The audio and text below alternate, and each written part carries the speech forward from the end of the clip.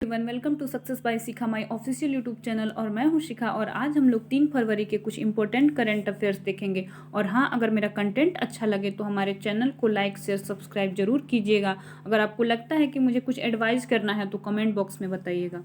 अब बढ़ते हैं क्वेश्चन की तरफ। तो हमारा पहला क्वेश्चन है, हाल ही में विश्व बैंक ने सड़क और डिजिटल कनेक्टिविटी में सुधार के लिए बांग्लादेश को कितना मिलियन प्रदान करने की घोषणा की।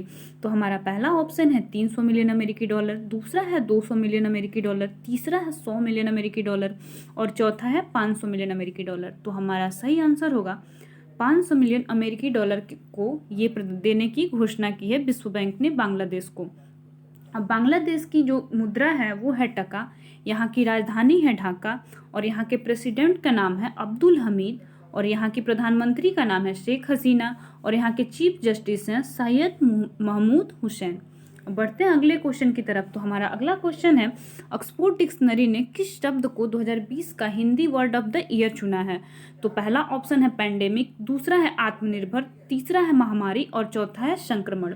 तो हमारा सही आंसर होगा आत्मनिर्भर को ऑक्सफोर्ड डिक्शनरी ने Hindi word of the year चुना है। ये सबसे ज़्यादा 2020 में ये शब्द प्रयोग हुआ था, ये सबसे ज़्यादा लाइमलाइट में रहा था, इसलिए ऑक्सफोर्ड डिक्शनरी ने इस शब्द को चुना है। बढ़ते हैं अपने अगले क्वेश्चन की तरफ। तो हमारा अगला क्वेश्चन है, किस राज्य के छात्रों ने एक रोबोट बनाया है जिसका नाम माया है। तो हमारा पहला ऑप्शन है कर्नाटक, दूसरा है महाराष्ट्र, तीसरा है दिल्ली, चौथा है केरल। तो हमारा सही आंसर होगा कर्नाटक के छात्रों ने एक रोबोट बनाया है जिसका नाम है माया। इस रोबोट को बनाने में 5 लाख रुपए खर्च हुए हैं।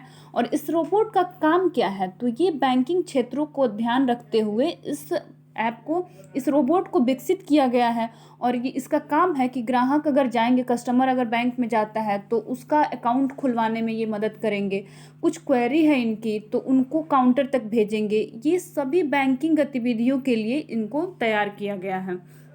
अब देखते हैं कि कर्नाटक में क्या कौन कौन सा नेशनल पार्क है। तो यहाँ का इम्पोर्टेंट नेशनल पार्क है बांदीपुर नेशनल पार्क, दूसरा है अंशी नेशनल पार्क, तीसरा है बन्नेरघट्टा नेशनल पार्क और यहाँ पे स्टेडियम है उसका नाम है एम चिन्नास्वामी स्टेडियम। अब बढ़ते हैं अगले क्वेश्चन की तरफ। तो हमारा अगला क्वेश्चन है, हाल ही में जारी बजट के अनुसार पूरक पोषण कार्यक्रम और किस अभियान में मर्ज करते हुए मिशन पोषण 2.0 की शुरुआत की गई है। तो हमारा पहला ऑप्शन है जिज्ञासा अभियान, दूसरा है पोषण अभियान, तीसरा है सुरक्षा अभियान और चौथा है शिक्षा अभियान। तो हमारा सही आंसर है पोषण अभियान को ये 2.0 इसके साथ पूरक पोषण के साथ मिला के इसका नया लॉन्च किया गया है। इसका नाम है पोषण 2.0। ये सभी जो 112 जिलों में पोषण संबंधी परिणामों को बेहतर करने के लिए ये रणनीति अपनाई गई है। इसमें टोटल अमाउंट जो है वो होगा 20,105 करोड़ की राशि आवंटित की जाएगी। और ये नरेंद्र मोदी जी की सबसे अच्छी पहल है क्योंकि भारत में माल न्यूट्रिशन के शिकार बहुत ज़्यादा लोग हैं।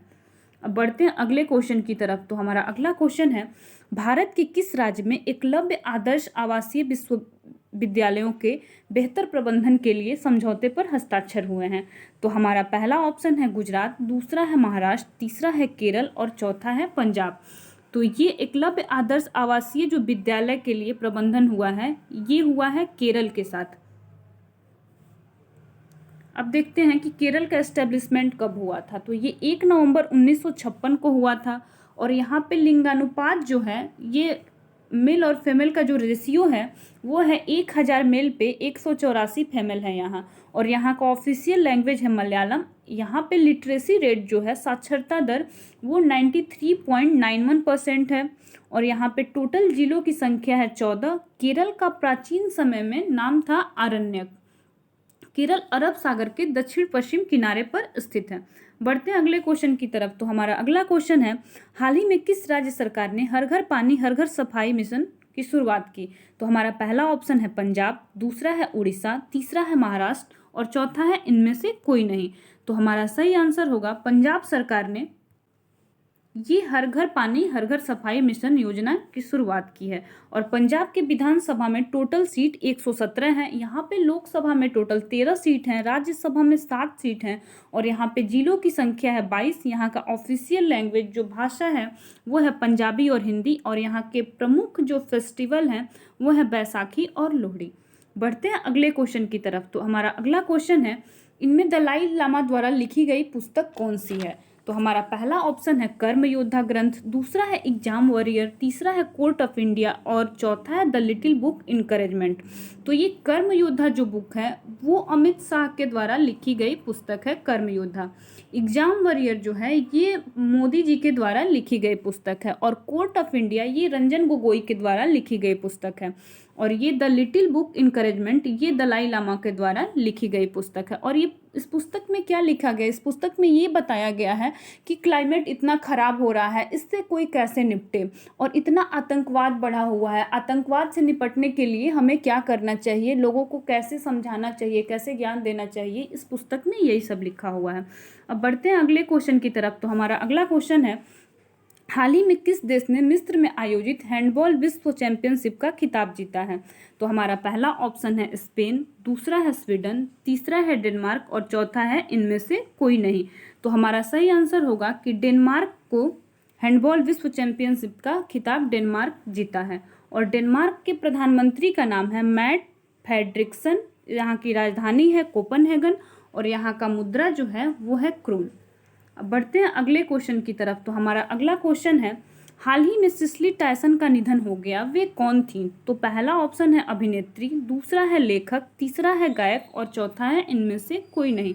तो हमारा सही आंसर है कि ये एक अभिनेत्री हैं, अभिनेत्री थी। अब बढ़ते हैं अगले क्वेश्चन की तरफ। तो हमारा अगला क्वेश्चन है, निम्न में से कौन शून्य सक्रिय मामलों के साथ देश का पहला कोविड मुक्त केंद्र शासित प्रदेश बन गया है? तो हमारा पहला ऑप्शन है दिल्ली, दूसरा है चंडीगढ़, तीसरा है दादर नगर हवेली और चौथा है अंडमान निकोबार। तो हमारा सही आंसर है अंडमान निकोबार में अब एक भी पेशेंट नहीं है जिसको कोरोना हो। यहाँ पे पहले टोटल पेशेंट जो जितने भी कोरोना से संक्रमित हुए थे उनकी संख्या है 4932, इसमें से 62 लोगों की मौत हो गई थी, लेकिन अभी फिलहाल यहाँ पे एक भी कोरोना पॉजिटिव कोई इंसान नहीं है। अब अंडमान निकोबार का एस्टेब्लिशमेंट हुआ था, ये हुआ था 1 नवंबर 1956 को। यहाँ पे जो सबसे बड़ा शहर है उसका नाम है पोर्ट ब्लेयर। यहाँ पे टोटल जिलों की संख्या 3 है और लोकसभा में यहाँ पे 1 सीट है और विधानसभा में यहाँ पे 1 भी सीट नहीं है। ये गलती से यहाँ पे लोकसभा फिर लिख दी हूँ, यहाँ पे राज्यसभा होगा, राज्यसभा में भी यहाँ 1 भी सीट नहीं है। अब बढ़ते हैं अगले क्वेश्चन की तरफ। तो हमारा अगला क्वेश्चन है, हाल ही में एनपी ट्रोंग को किस देश के राष्ट्रपति के रूप में चुना गया है? तो ये वियतनाम के राष्ट्रपति हैं एनपी ट्रोंग, और यहाँ की राजधानी जो है वो है हनोई और सबसे बड़ा यहाँ पे जो नगर है उसका नाम है हो ची मिन्ह शहर। अब आज के लिए इतना ही, बट अब मिलते हैं अगले क्लास में अगले न्यूज़ के साथ।